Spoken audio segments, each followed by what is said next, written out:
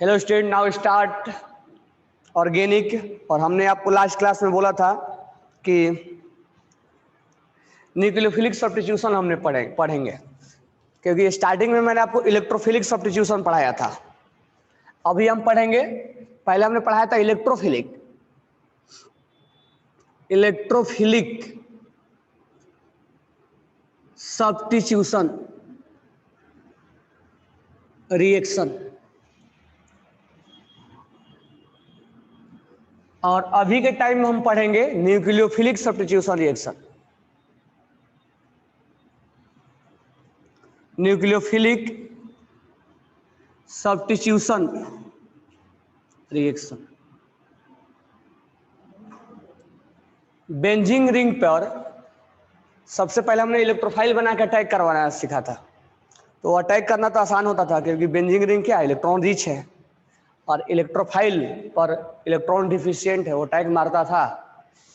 फिर हमने डिसाइड किया था ऑर्थो पैरा कहाँ है, मेटा पर कहाँ अटैक करेगा। लेकिन अभी के टाइम हम न्यूक्लियोफाइल का अटैक पढ़ रहे हैं।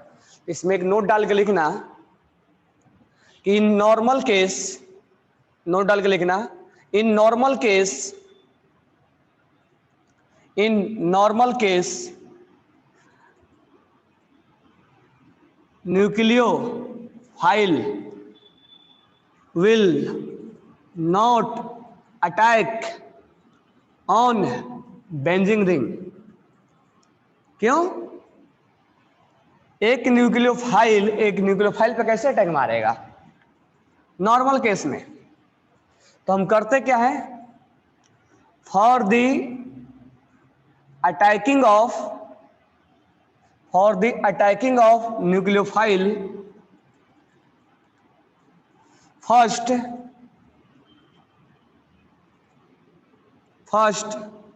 we deactivate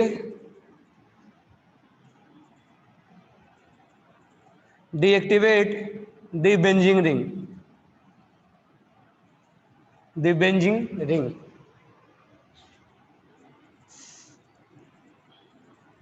First we deactivate the Benjing ring. For the attacking of nucleophile, first we deactivate the Benjing ring. हम सबसे पहले रिंग को डीएक्टिवेट करते हैं। डीएक्टिवेट करने का मतलब वहां इलेक्ट्रॉन्स की डेंसिटी को हम कम करते हैं। कम करने से क्या होगा, एक न्यूक्लियोफाइल अटैक मारने की कोशिश करेगा और वो अटैक मार भी देगा। तो first, for the attacking of nucleophile, first we deactivate the benzene ring, then nucleophile will attack. Next point एक और लिखेंगे। अब मान लो यहां पर न्यूक्लियोफाइल को अटैक करना है, जैसे हमने एक एग्जांपल ले रहे हैं कि इस केस में हमें न्यूक्लियोफाइल को अटैक करवाना है। यहां NO2 लगा हुआ है और यहां Cl लगा हुआ है, OH अटैक मार रहा है। अब सोचो, एक न्यूक्लियोफाइल जो है, ये न्यूक्लियोफाइल इस न्यूक्लियोफाइल पर कैसे अटैक मारेगा? इलेक्ट्रोफाइल तो मार सकता था कि इस पे इलेक्ट्रॉन रिच था, इस पे इलेक्ट्रॉन डिफिशिएंट था। ये दोनों इलेक्ट्रॉन रिच, तो उसके लिए हमें रिंग को डीएक्टिवेटिंग ग्रुप लगाना पड़ेगा, और both are act as a deactivating group. NO2 and Cl act as a deactivating group. Now our product is here, Cl will be removed and OH will be attached. That's why its name is nucleophilic substitution. ये Cl हट गया है, substitute हो गया है, और उसके जगह पे OH सब्स्टिट्यूट हो गया है। Cl रिमूव हो गया है और उसके जगह पे OH सब्स्टिट्यूट हो गया है। That is nucleophilic substitution reaction. हम मैकेनिज्म देखेंगे, पहले उससे पहले इसकी हम कहानी समझते हैं कि है क्या ये।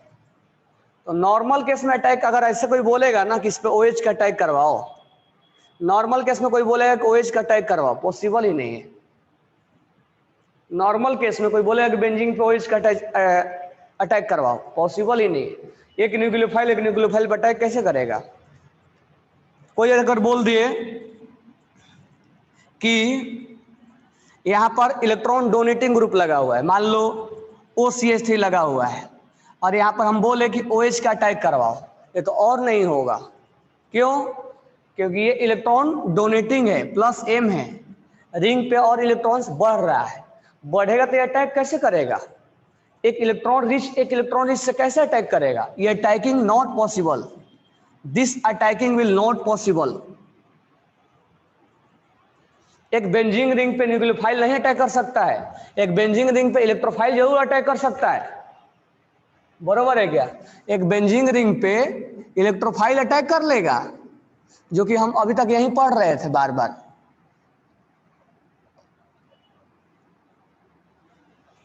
एक बेंजीन रिंग पर इलेक्ट्रोफाइल अटैक कर लेगा, कोई प्रॉब्लम नहीं है, एक इलेक्ट्रॉन रिच है, एक इलेक्ट्रॉन डिफिशियंट है।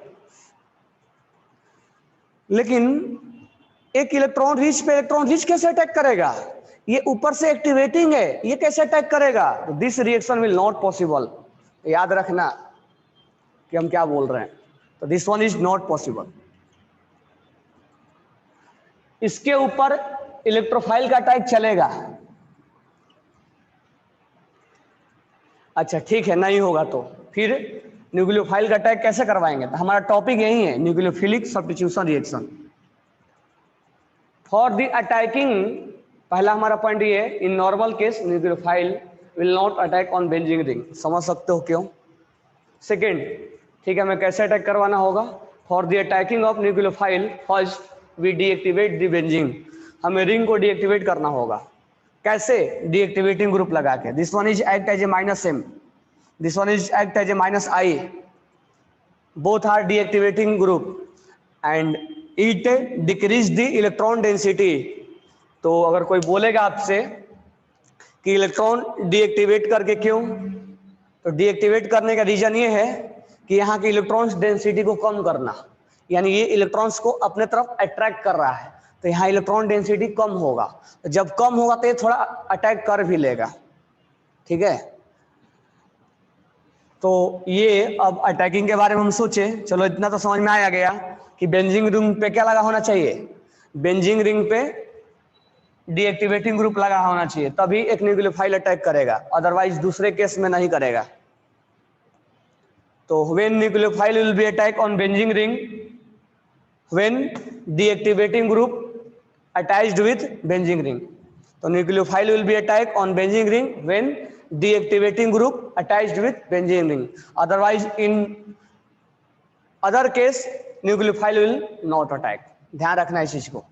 कैसे अटैकिंग होगा? ये Cl हटेगा और OH लगेगा। Cl ही क्यों हटा, NO2 क्यों नहीं हटा, यही क्यों लगा, ये सब हम मैकेनिज्म में देखेंगे, ठीक है।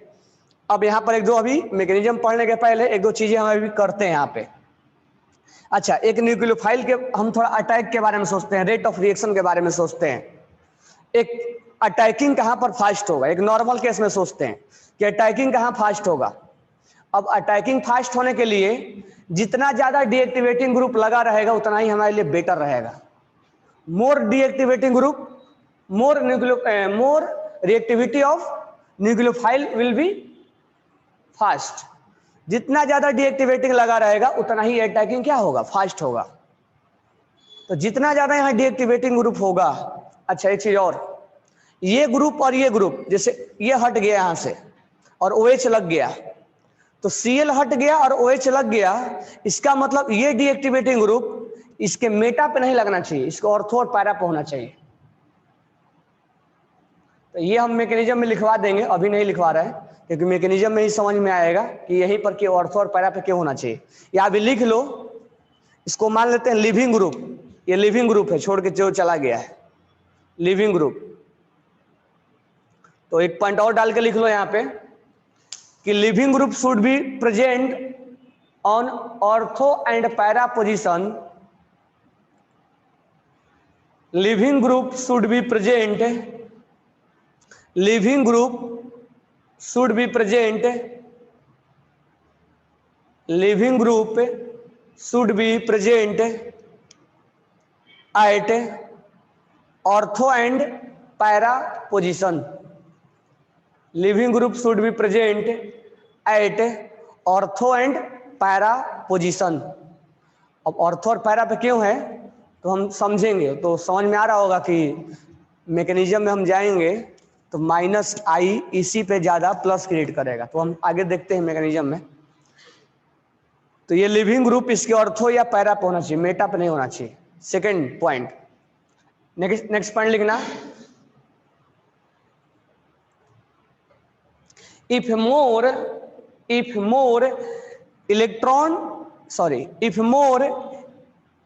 deactivating group will be present on ring, if more deactivating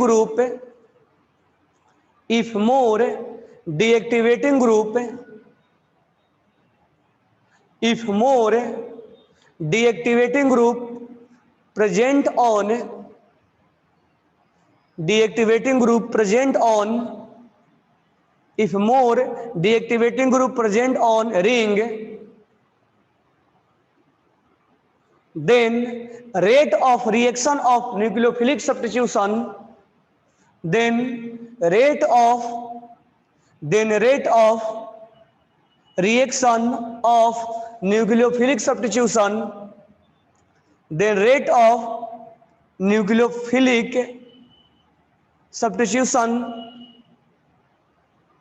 will be more fast,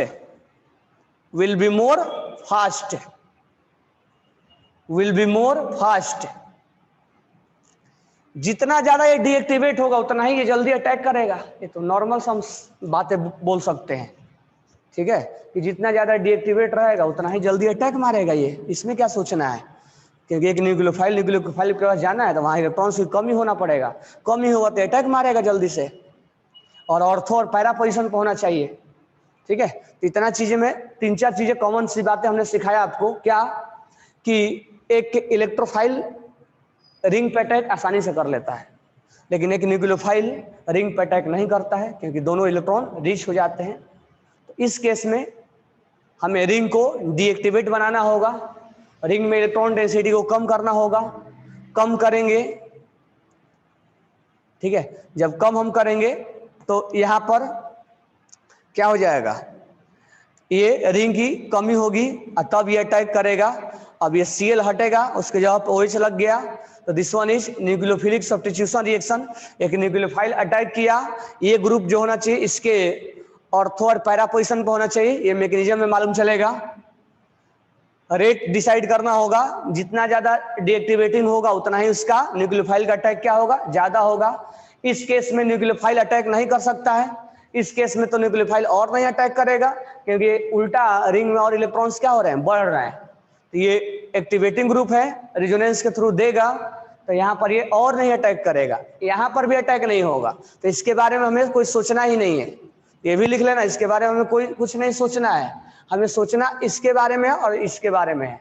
यानी एक नॉर्मल केस में बेंजीन रिंग पे हमें डायरेक्ट फिनॉल बनाना है तो हम डायरेक्ट फिनॉल नहीं बना सकते हैं, बराबर है क्या। अगर बेंजीन रिंग पे हम OH का अटैक करवा के कोई बोलेगा फिनॉल बनाओ तो फिनॉल हम डायरेक्ट नहीं बना सकते, और उसका जवाब ये होगा कि इलेक्ट्रॉन रिच पे इलेक्ट्रॉन रिच का अटैक कभी हो ही नहीं सकता है, ठीक है। तो हमारे को अब यहाँ से न्यूक्लियोफिलिक सब्स्टिट्यूशन हमें समझ में आया कि किस कंडीशन में एक न्यूक्लियोफाइल अटैक करेगा, in which condition nucleophile will be attack on the benzene ring. तो जब तक हमें डीएक्टिवेटिंग नहीं लगा रहेगा तब तक अटैकिंग के बारे में हम नहीं सोच सकते हैं।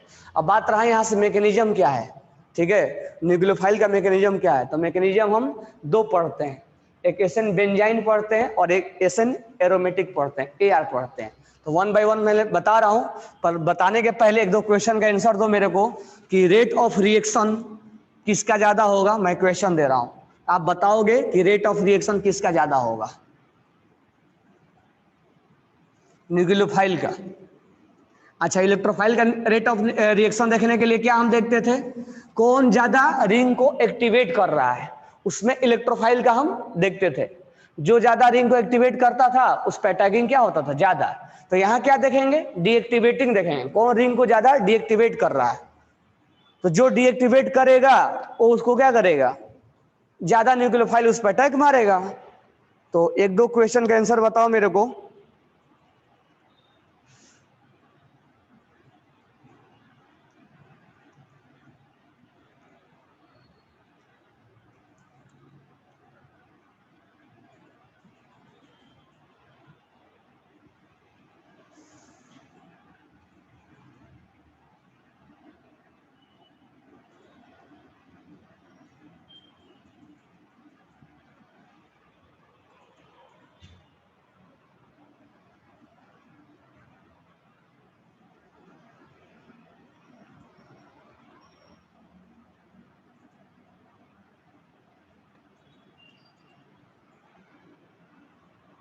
इसमें आपको बताना है rate of reaction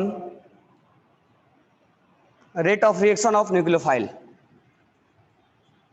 rate of nucleophilic addition reaction.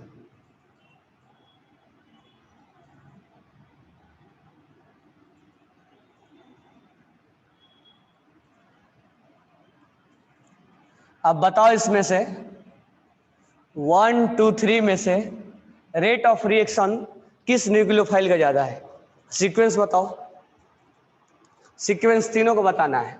Ahmad Ali का एक आंसर आया, तीनों का सीक्वेंस बताओ 1 2 3 में से। सोहम,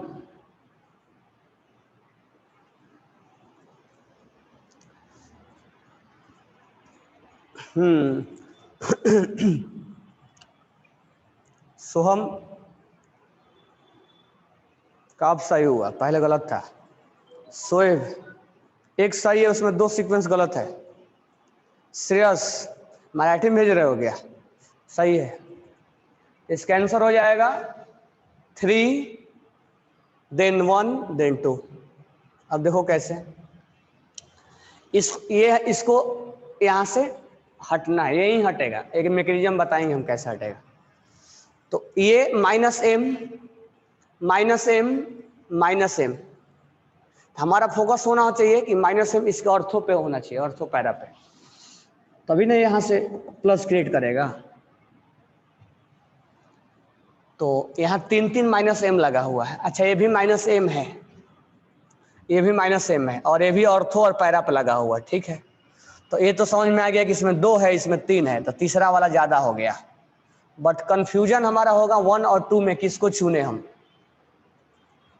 1 और 2 में हम किसको चुने? तो हम चुनेंगे 1 को। देखो क्यों, ये भी माइनस एम है और ये भी माइनस एम है, ऑर्थो पे और पैरा पे, सॉरी दोनों ऑर्थो पे है ये, और ये भी इसके पैरा पे है, ये ऑर्थो पे है। तो दोनों तो एक ही जैसा है, एक ऑर्थो और पैरा में क्या है, एक ही जगह माइनस एम दोनों जगह काम कर रहा है। तो जब दोनों जगह माइनस एम लग रहा है तो हम क्या चेक करेंगे? माइनस आई चेक करेंगे, क्योंकि ये माइनस आई भी है ना, ये माइनस आई भी है और ये माइनस आई भी है, ये भी माइनस आई है और ये भी माइनस आई है। तो ये माइनस आई और ये माइनस आई तो कॉमन हो गया। अच्छा, हम इस पे ये डिसाइड नहीं करेंगे कि माइनस एम और ये माइनस एम ये पास में है दूर में है। माइनस एम पोजीशन पे डिपेंड करता है, मेजोमेरिक जो है वो डिस्टेंस पे डिपेंड नहीं करता है कि ये पास में है कि दूर में है। तो माइनस एम पोजीशन पे डिपेंड करता है, और इसके पैरा पे है और इसके ऑर्थो पे है, कोई फर्क नहीं पड़ता है। यानी माइनस एम यहाँ डिसाइड करके हमें नहीं देने वाला है, यानी यहाँ पर ये डिसाइडिंग फैक्टर हमारा ये नहीं है, क्योंकि माइनस एम नहीं कि दूर से ज्यादा लगता है पास से कम लगता है, ऐसा नहीं होता है। माइनस एम ऑर्थो और पोजीशन पे लगता है, ऑर्थो और पैरा पे लगता है।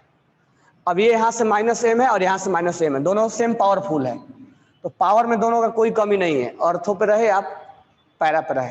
हाँ, मेटा वाला कम होता है, तो ये डिसाइड नहीं करेगा। तो अब हमने बोला था कि ये माइनस आई भी काम करता है और ये माइनस आई भी काम करता है, और माइनस आई होता है डिस्टेंस डिपेंडेंट। ये डिस्टेंस अब ये इसके पास में है तो इसको ज्यादा डीएक्टिवेट करेगा, थोड़ा मैकेनिज्म पढ़ेंगे तो और समझ में आएगा। और इसके दूर में है तो थोड़ा कम डीएक्टिवेट करेगा, क्योंकि यहाँ पर हमें अटैक करवाना है। तो थोड़ा मैकेनिज्म पढ़ेंगे तो और समझ में आएगा। तो माइनस आई यहाँ ज्यादा लगेगा, इसीलिए क्योंकि डिस्टेंस डिपेंडेंट होता है, इसीलिए फर्स्ट जो है वो ज्यादा डीएक्टिवेट होगा देन सेकेंड। ठीक है, तो हम मैकेनिज्म देखते हैं, थोड़ा मैकेनिज्म से और क्लियर समझ में आएगा कि हम ये क्यों बोल रहे हैं। तो हमारा अब होगा न्यूक्लियोफिलिक सब्स्टिट्यूशन रिएक्शन का मैकेनिज्म। अब यहाँ जो हम मैकेनिज्म पढ़ेंगे वो पढ़ेंगे एरोमेटिक। तो हेडिंग डाल लो SNAR। हम यहाँ जो अभी टीच करेंगे आपको SNAR। तो न्यूक्लियोफिलिक सब्स्टिट्यूशन SN, एरोमेटिक है तो AR लिख दिया जाता है, एरोमेटिक है तो AR लिख दिया जाता है। ठीक है, इसको बोला जाता है addition elimination reaction, addition elimination reaction, addition elimination reaction. अब ये नाम क्यों पड़ा है वो आगे हमें मैकेनिज्म में समझ में आएगा। तो हम मैकेनिज्म उठाते हैं अब। चलो, तो इसका मैकेनिज्म क्या है?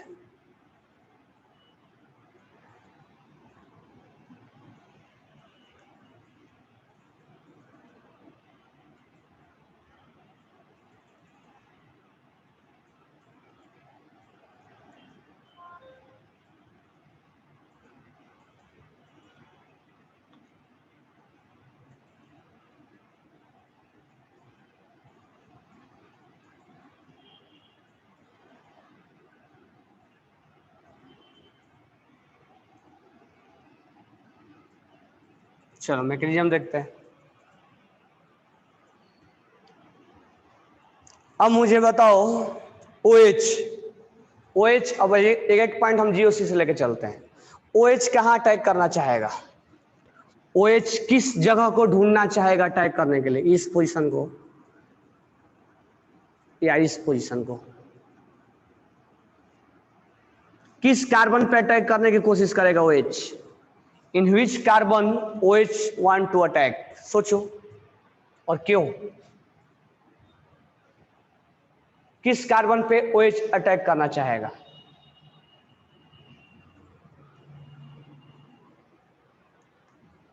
Cl, अब ध्यान देना, पहला लिख लेना। OH वहां अटैक करना चाहेगा जहां पर उसको इलेक्ट्रॉन डिफिशियंट सबसे कम दिखे, यानी गरीबी जिसको हम बोलते हैं बार बार, यानी उस एरिया में अटैक करेगा, उस कार्बन पर अटैक करेगा जहां इलेक्ट्रॉन डिफिशियंट हो, यानी उस पोजीशन पे अटैक करेगा जहां इलेक्ट्रॉन्स की कमी हो, गरीबी हो। हम बार बार बोलते हैं गरीबी हो, गरीबी मतलब वहां इलेक्ट्रॉन्स की कमी हो। तो कमी तो या तो यहां दिख रहा है या तो यहां दिख रहा है।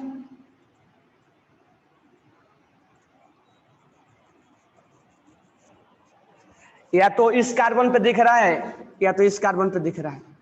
चलो एक बार लॉजिकल सोचते हैं कि किस कार्बन पे दिख रहा है। तो हमारा आंसर होगा जहां जिस कार्बन पे क्लोरीन लगा हुआ है उस कार्बन पे होगा। देखते हैं NO2 वाला क्यों नहीं हम सेलेक्ट कर रहा है, तो देख लो एक बार कैसे क्यों नहीं सिलेक्ट कर रहा है। मान लो ये NO2 है, चलो अभी कुछ नहीं सोचते हैं, केवल Cl हटा देते हैं, NO2 है। तो जब ये रेजोनेंस करवाएगा तो आपको याद होगा, मुझे बताओ, जब ये रेजोनेंस करवाएगा यानी -M जब अपना दिखाएगा तो ये रिंग पर प्लस कहां कहां लगाने की कोशिश करेगा? In which carbon it will be attach plus charge after resonance, after mesomeric, यानी ये रेजोनेंस करवाने के बाद रिंग पर कहां कहां पर प्लस क्रिएट करने की कोशिश करेगा? हमारा आंसर होगा ऑर्थो और पैरा पे। लगा दो पैरा पे, ऑर्थो और पैरा पे प्लस, छोड़ दो इसको, अब आगे आगे नहीं सोचना है। क्या इस पोजीशन पे लगाया गया? लगाया गया नहीं, तो कमी कहां दिख गया? प्लस लगाने का मतलब इलेक्ट्रॉन्स वहां पर क्या हो गए? कम हो गए। तो आफ्टर डूइंग रेजोनेंस, ये मत पूछना कि सर कैसे लगा दिया, रेजोनेंस करवाने के बाद यहीं पर प्लस क्रिएट होता है, GOC से हम पढ़ाते चले आ रहे हैं। तो यहां और यहां पर प्लस क्रिएट करता है और यहां पर वो ऑर्थो ही है, तो -M group will create plus on ortho and para position. ठीक है, तो अब हमारे को सिलेक्शन में यही दो कार्बन मिला, या तो यहां पर या तो यहां पर, क्योंकि ये -M ग्रुप है। अब इन दोनों में सेलेक्ट करते हैं कौन सा ऐसा है जहां पर हमें अटैक करना चाहिए। अब इस दोनों में सोचेंगे अगर हम, तो यहां पर लगा हुआ है प्लस और यहां पर लगा हुआ है प्लस, यहां लगा हुआ है Cl, हम NO2 नहीं ले रहे हैं, सोच रहे हैं ऐसी, यहां लगा हुआ है Cl। अब यहां Cl अपना रूप दिखाएगा। Cl, अब ये मत बोला Cl सर लोन पेयर होता है +M दिखाता है, नहीं, -I इफेक्टिव होता है। Cl का -I इफेक्टिव होता है, ध्यान रखना, भूल मत जाना इसको। Cl का -I डोमिनेटिंग पावर होता है और -I डिस्टेंस डिपेंडेंट होता है। तो बताओ ऑर्थो पे गरीबी ज्यादा दिखेगा, मतलब इलेक्ट्रॉन डिफिशियंट, या पैरा पे? इसका ऑर्थो पैरा नहीं, A और B मान लेते हैं, A और B। तो मुझे बताओ इलेक्ट्रॉन्स की कमी, इलेक्ट्रॉन डिफिशियंट किस पोजीशन पे होगा, A और B पे? A पे होगा या B पे होगा? हमारा आंसर है A पे होगा। क्यों? क्योंकि ये पास से इलेक्ट्रॉन्स को खींचेगा और ये दूर से खींचेगा। तो इस दोनों में डिसीजन लेना होगा, तो हमारा डिसीजन कौन दे देगा? क्लोरीन दे देगा, यानी A पे इलेक्ट्रॉन्स की कमी सबसे ज्यादा हुई। तो कहने का मतलब ये, इसमें कोई प्रॉब्लम नहीं है किसी को, कि ए पे क्यों कमी हुआ, हम GOC की तरह सोच सकते हैं। तो कहने का मतलब, अब यहाँ पर अगर मैं बोलूं कि अगर इस 6 कार्बन में किस कार्बन पे इलेक्ट्रॉन्स की कमी यानी गरीबी यानी इलेक्ट्रॉन डिफिशियंसी सबसे ज्यादा कहाँ है, तो आप बोलोगे इस कार्बन पे। इसका लॉजिक मैंने बता दिया, इस कार्बन पे, यानी ये जो OH है इसी पे अटैक मारने की कोशिश करेगा, ये जो OH है इस पे अटैक करने की कोशिश करेगा। तो ये हमने पहला स्टेप में कार्बन का सिलेक्शन देखा कि एक न्यूक्लियोफाइल कहाँ अटैक करने की कोशिश करेगा। ये क्लियर हो गया सबको। तो 6 कार्बन में हमने डिसाइड कर लिया कि ये इसी पे लगेगा जहां पर Cl लगा हुआ है। तो पहले हमने डिसाइड किया कि Cl कहाँ लगना, क्योंकि ये अपने आप में एक लॉजिक है, ठीक है।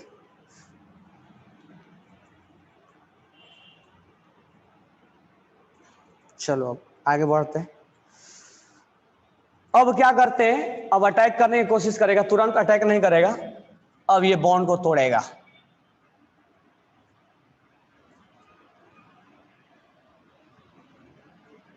यहां पर इस बॉन्ड को तोड़ने की तैयारी हो रही है, ये ग्रुप तो यहां लगा रहेगा। अब दूसरा क्वेश्चन आप बताना मेरे को, 2 केस यहां से उठेगा और हर बार लॉजिक है। 2 केस क्या उठेगा, प्लस माइनस कहाँ लगाऊं मैं, या तो यहाँ प्लस लगाऊं, यहाँ माइनस लगाऊं, यहाँ माइनस लगाऊं, यहाँ प्लस लगाऊं। हमारे सामने 2 केसेज है, बताओ कौन सा केस सही है, फर्स्ट वाला या सेकंड वाला।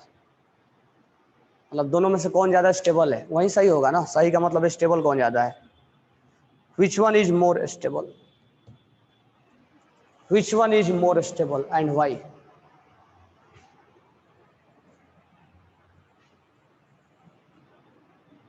कौन ज्यादा स्टेबल है, पहला या दूसरा।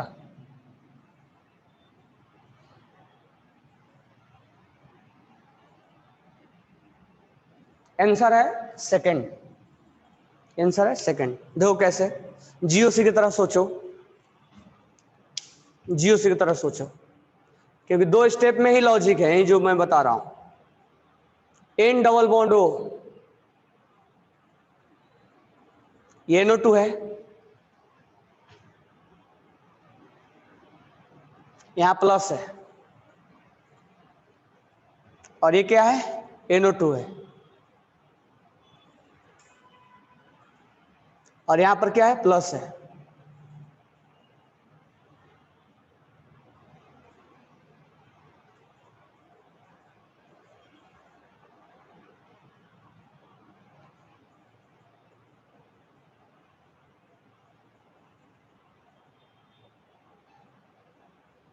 सोचो, देखो मैं सोचवाता हूं कैसे।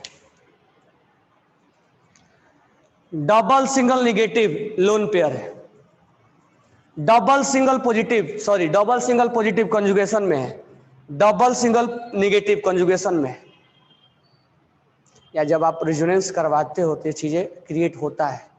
छोड़ दो पहले बॉन्ड के बारे में, मान लो तुम स्टार्टिंग में जाओ रेजोनेंस करवाने, तो जब मैं पूछूंगा आपसे, छोड़ दो सब चीज के बारे में, मैं आपसे केवल बस इतना पूछूंगा, मुझे ये बता दो कि इस कार्बन पे क्या आना चाहिए। जब मैं बॉन्ड को तोड़ूंगा तो इस कार्बन पे क्या आना चाहिए, तो आपका आंसर होगा सर ये बॉन्ड इधर शिफ्ट होगा तो माइनस आएगा और यहाँ प्लस आएगा। यहाँ पर क्या आना चाहिए, माइनस आना चाहिए, और यहाँ पे क्या आना चाहिए, प्लस। और इस प्लस और इस माइनस में क्या हो जाएगा, बॉन्ड बन जाएगा। बॉन्ड बना के एक बार देख लो, क्योंकि सब तो रेजोनेंस का है ना, सब तो रेजोनेंस अपना अपना काम कर रहा है। तो ये डबल बॉन्ड बन जाएगा और यहाँ पर O माइनस हो जाएगा, बॉन्ड टूट जाएगा और ये कोऑर्डिनेट बॉन्ड बना लेगा। बराबर है क्या, तो 3 बॉन्ड और एक कोऑर्डिनेट चलता है। और रिंग पे क्या आ गया, प्लस, तो रिंग पे आ गया प्लस, यानी मेजोमेरिक हो गया। रिंग पे ऑर्थो पे अब कहाँ प्लस आएगा, पैरा पे आएगा। तो जब हम रेजोनेंस करवाते हैं तो ये, अच्छा मैं अगर बॉन्ड तोड़ के यहाँ प्लस लिख दूं और यहाँ माइनस, तो क्या रेजोनेंस हो पाएगा, हमारा शिफ्टिंग ही गलत हो जाएगा। क्या प्लस में प्लस का बॉन्ड बन पाएगा, नहीं, शिफ्टिंग गलत हो गया हमारा। तो यहाँ पर थोड़ा शिफ्टिंग के बारे में सोचना है। और ज्यादा इलेक्ट्रोफिलिक में, क्योंकि सबसे पावरफुल कौन होता है रिंग को डीएक्टिवेट करने के लिए, NO2 सबसे पावरफुल है। इसीलिए बार बार जब भी आपसे न्यूक्लियोफिलिक पूछा जाएगा तो NO2 रहना उसमें मस्ट है। रहेगा ही रहेगा। इसका मतलब जब हम यहाँ से रेजोनेंस करेंगे और ये बॉन्ड तोड़ेंगे तो यहाँ माइनस आएगा और यहाँ प्लस आएगा। अच्छा बात है प्लस और माइनस में आना, रेजोनेंस हो गया ना। नहीं तो प्लस से अब यहाँ तोड़ेंगे तो यहाँ माइनस और यहाँ प्लस, प्लस प्लस में क्या हो जाएगा, रिपल्सन हो जाएगा।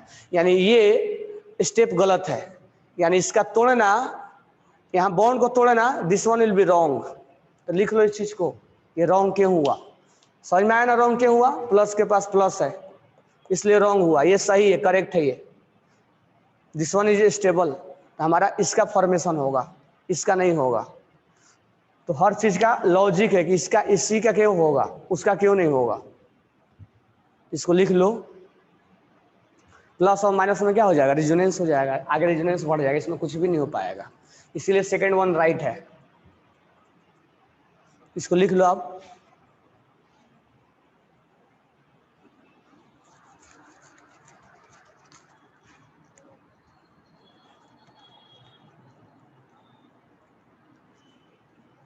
हाइड्रोजन बॉन्ड कहाँ है इसमें,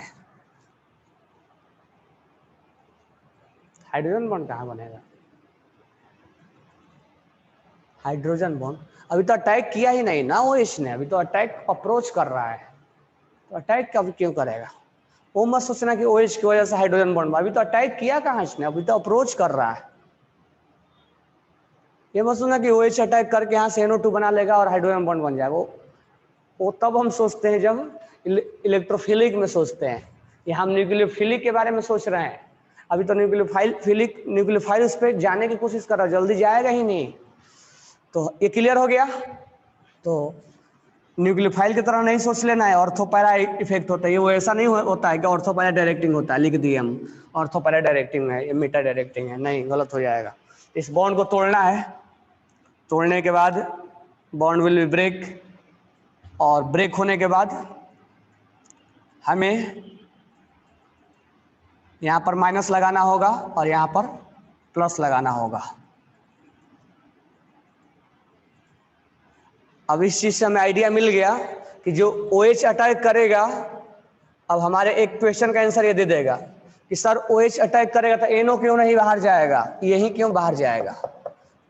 अब जब OH अटैक करेगा तो इस पोजीशन पर अटैक करेगा, नहीं कि इस पे करेगा, ठीक है। तो एक यहाँ से क्वेश्चन पूछा जाता है आपसे कि क्या हम rate of reaction leaving group देख के डिसाइड करते हैं या इलेक्ट्रॉन डिफिशियंसी देख के डिसाइड करते हैं, क्योंकि छोड़ के बाहर जाने वाला है, तो हम इलेक्ट्रॉन डिफिशियंट देख के डिसाइड करते हैं, नहीं कि लिविंग ग्रुप देख के हम डिसाइड करते हैं।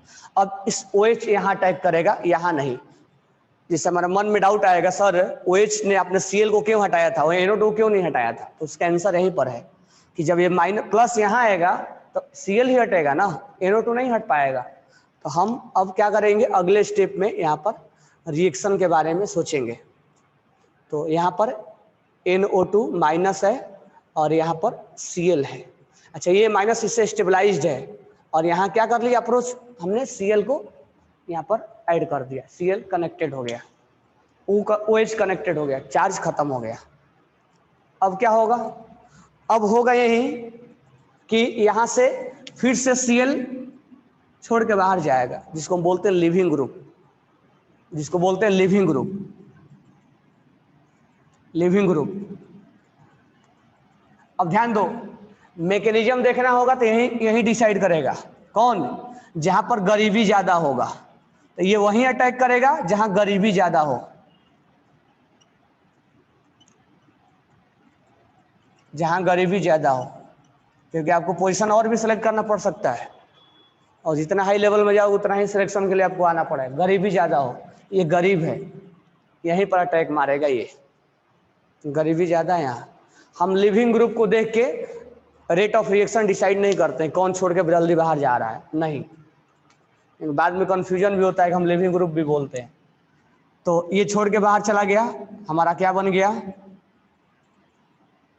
अब ये छोड़ के बाहर गया तो ये बन गया हमारा NO2 और यहाँ माइनस है। अच्छा, छोड़ के जब बाहर जाएगा तो यहाँ चार्ज क्या लगेगा, प्लस लगेगा, क्यों, क्योंकि Cl माइनस बाहर निकल गया है। अब ये जो रिंग पहले एरोमेटिक था कुछ टाइम के लिए नॉन एरोमेटिक बन गया था, अब क्या होगा, इस प्लस और माइनस में फिर से बॉन्ड का फॉर्मेशन हो जाएगा और फिर से रिंग एरोमेटिक बन जाएगा। इसी को बोलते हैं SN AR एरोमेटिक। एक न्यूक्लियोफाइल इसको हटा के खुद सब्स्टिट्यूट हो गया, लेकिन NO2 नहीं हटा, ये हटा, OH हटा। इसको बोलते हैं न्यूक्लियोफिलिक सब्स्टिट्यूशन रिएक्शन, SN/AR। अच्छा, एडिशन और एलिमिनेशन क्यों नाम दिया गया है? तो एडिशन इसलिए बोला गया है कि पहले डबल बॉन्ड टूटता है, first double bond will be break and after that double bond will be form. यहाँ डबल बॉन्ड का फिर से फॉर्मेशन हुआ है, तो डबल बॉन्ड का टूटना एडिशन होता है और डबल बॉन्ड का बनना एलिमिनेशन होता है। तो इसीलिए first double bond will be break, first double bond will be break, that's why it is called addition, and after that double bond will be form, and after that double bond will form, that's why it is called elimination। हम इसको addition elimination भी बोलते हैं और इसको short में nucleophilic substitution aromatic का नाम दिया जाता है।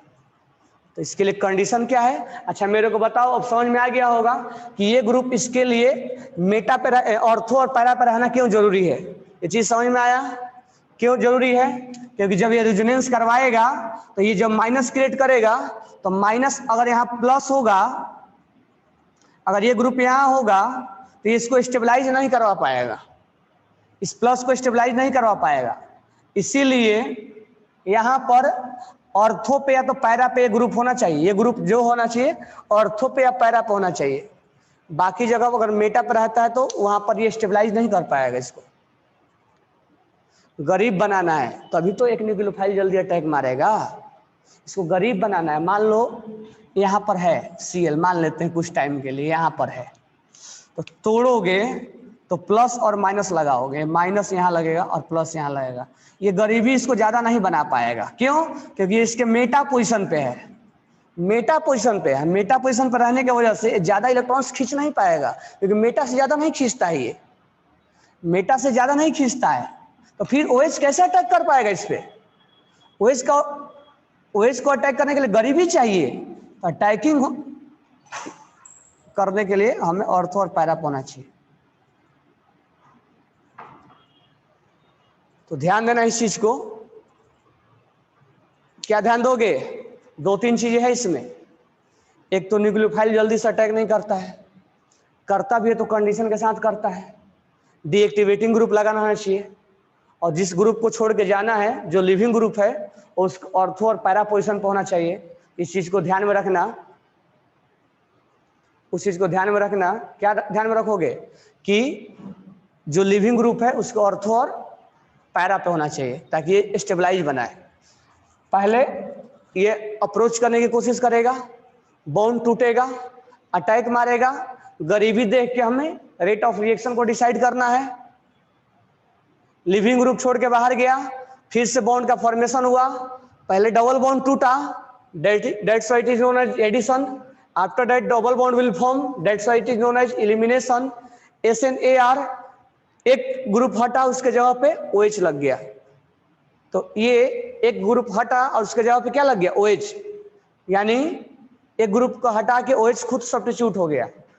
ठीक है,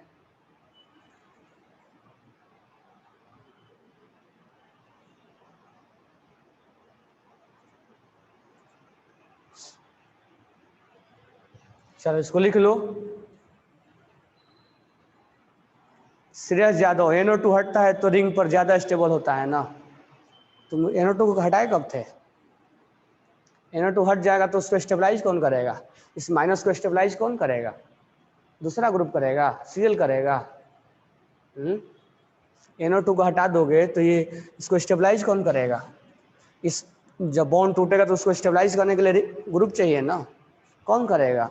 हमें इसको अटैक करवाना है। अटैक करवाने के लिए गरीबी चाहिए, गरीब होना चाहिए। तो गरीब होने के लिए बहुत तगड़ा वाला ग्रुप लगाना चाहिए, खींचने वाला, -M लगाना चाहिए, क्योंकि गरीबी होगा तभी अटैक पाएगा। आसान केस में अटैक नहीं होता। मैं कई बार बोल रहा हूँ कि इलेक्ट्रोफाइल तो अटैक कर लेता है, न्यूक्लियोफाइल के लिए बहुत गरीबी होना चाहिए। इलेक्ट्रॉन डिफिशियंसी होना चाहिए, नॉर्मल गैस में अटैकिंग नहीं होता है, ये अटैकिंग नॉर्मल गैस में हम नहीं सोचते हैं। तो गरीब होने के लिए तो NO2 का तो रहना जरूरी है ना, NO2 ही निकाल दोगे तो इसको फिर गरीबी बनाएगा कौन, यहाँ पर इलेक्ट्रॉन डिफिशिएंट बनाएगा कौन, जब बनाएगा नहीं तो अटैक कैसे करेगा ये, NO2 को वहां रहना जरूरी है। और किसी को डाउट तो दिस वन इज कॉल्ड, इसमें हम 2-3 चीजें देखा करते हैं, क्या रिएक्शन का मैकेनिज्म क्या है, और अटैकिंग कैसे हम सोचते हैं, और अटैकिंग सोचते हैं तो रेट ऑफ रिएक्शन हम कैसे डिसाइड करते हैं, how to decide rate of reaction.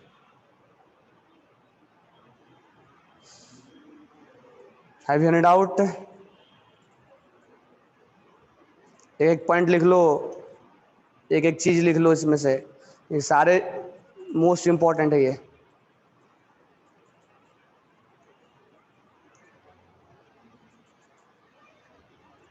ठीक है, तो ये SnAr हो गया। अब एक और बचा हुआ है SN बेंजाइन, उसको भी लिख लो, SN बेंजाइन, तो ये न्यूक्लियोफिलिक है। अब नेक्स्ट हम पढ़ेंगे SN बेंजाइन, तो न्यूक्लियोफिलिक का ही है लेकिन उसका मैकेनिज्म अलग होता है, SN बेंजाइन है वो। This one is SnAr, this one is SnAr, और आफ्टर दैट हम पढ़ेंगे SN बेंजाइन। तो हेडिंग डालो SN benzene mechanism, SN benzene mechanism. हम नेक्स्ट पढ़ेंगे SN benzene, SN benzene mechanism. इसमें इसको बोलते हैं, पहले डबल बॉन्ड बनता है यानी इसमें इलिमिनेशन होता है, पहले इलिमिनेशन होता है और फिर एडिशन होता है, फिर मतलब वो डबल बॉन्ड टूट जाता है। SN बेंजाइन, नाम सुनो बेंजाइन का, ये रिंग होता है और कहीं ना कहीं इस पे double, single, double, triple bond का फॉर्मेशन होता है इस पे रिंग में, और ये रेजोनेंस करवाता है। तो इसके लिए भी खास कंडीशन होते हैं, क्योंकि न्यूक्लियोफाइल का अटैक इतना आसान नहीं होता है कि हर बार हम करा दें, हर कंडीशन में करवा दें। ठीक है, तो हम देखते हैं इसमें। अब मान लेते हैं हमने यहाँ पर क्लोरोबेंजीन लिया, हम एक नॉर्मल बेंजीन तो ले नहीं सकते हैं, हमने क्लोरोबेंजीन लिया। क्लोरोबेंजीन पे स्ट्रॉन्ग बेस का अटैक करना होगा, NaNH2 is a strong base, strong base, बहुत ही स्ट्रॉन्ग बेस लेना होगा। इसका लॉजिक क्या है, तो साथ साथ देखते हैं कि लॉजिक क्या है। स्ट्रॉन्ग बेस जब लिया जाएगा, यहाँ पर NH2 माइनस एक स्ट्रॉन्ग बेस है। ठीक है, अब जब ये स्ट्रॉन्ग बेस होगा तो क्या करेगा, यहां वाला, अब मुझे बताओ कि यहां हाइड्रोजन है, यहां हाइड्रोजन है, यहां हाइड्रोजन है, सबसे एसिडिक हाइड्रोजन कौन है, सबसे अच्छा खासा एसिडिक हाइड्रोजन कौन है इसमें, एसिडिक हाइड्रोजन कौन है, तो सबसे अच्छा खासा एसिडिक हाइड्रोजन ये है। क्यों, क्योंकि ये जब हटेगा तो यहाँ माइनस क्रिएट होगा और माइनस यहाँ से स्टेबलाइज हो जाएगा। अच्छा, ये और ये सेम है, तो ये -I के द्वारा स्टेबलाइज करेगा। तो मोस्ट एसिडिक जो है यही वाला है, मोस्ट एसिडिक यही वाला है, इसीलिए बेस को लिया जाता है। और जब बेस को यहाँ से लिया जाएगा तो ये बेस जो है इस एसिडिक हाइड्रोजन को अपने तरफ अट्रैक्ट करेगा, क्योंकि ये नॉर्मल केस में रिएक्शन नहीं होगा। और जब ये यहाँ से एसिडिक हाइड्रोजन निकल जाएगा तो यहाँ पर माइनस क्रिएट हो जाएगा, रिंग के माइनस क्रिएट हो जाएगा। ठीक है, रिंग के ऊपर क्या हो जाएगा, माइनस क्रिएट होगा। अब जब रिंग पे माइनस क्रिएट होगा तो उसी समय ये क्लोरीन सिस्टम से बाहर निकल जाता है, और जब सिस्टम से बाहर निकलेगा तो यहाँ पर प्लस क्रिएट होगा और यहाँ पे माइनस, क्योंकि Cl माइनस बन के बाहर निकलेगा। अब ये प्लस और माइनस एक मैकेनिज्म का जनरेशन करते हैं, बेंजाइन जिसको बोलते हैं। This one is known as benzene, plus और माइनस ट्रिपल बॉन्ड बनाते हैं। ये ट्रिपल बॉन्ड बोलोगे सर sp हाइब्रिडेशन है, यहाँ से क्वेश्चन पूछा जाएगा कि बेंजाइन में sp हाइब्रिडेशन कितना है, तो हम बोलेंगे sp हाइब्रिडेशन 0 है, और sp2 कितना है, sp2 6 है, क्योंकि ये जो है वो sp नहीं है, ये sp नहीं है, ये रिजोनेंस हो रहा है, तो ये डबल बॉन्ड कंटिन्यू घूमता रहता है, ये कंटिन्यू घूमता रहता है, तो ये पार्शियल डबल बॉन्ड का कैरेक्टर इसमें लाता है। इसको बेंजाइन बोलते हैं, इसको हम बोलते हैं एरोमेटिक बेंजाइन, इसको हम बेंजाइन का नाम देते हैं, इसको हम बेंजाइन का नाम देते हैं। तो यहां तक हमें एक बेंजाइन का फॉर्मेशन होता है। अब जब फॉर्मेशन यहां तक हो गया तो हम इसके ऊपर अब क्या होगा, इसके ऊपर NH2 का अटैकिंग होगा, ठीक है। इसको लिख लो, अब इतना लिखो, ठीक है।